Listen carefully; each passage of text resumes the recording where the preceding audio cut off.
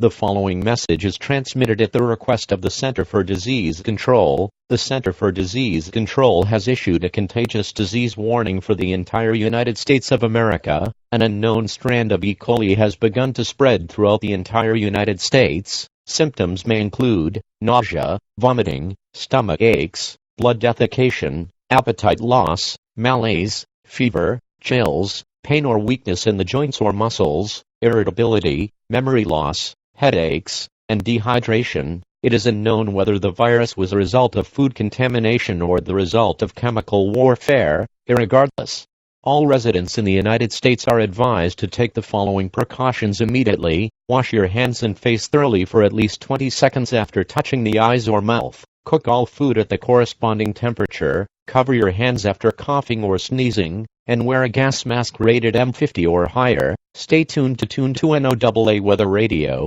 cable, internet TV, satellite, and other media outlets for further updates regarding this dangerous situation.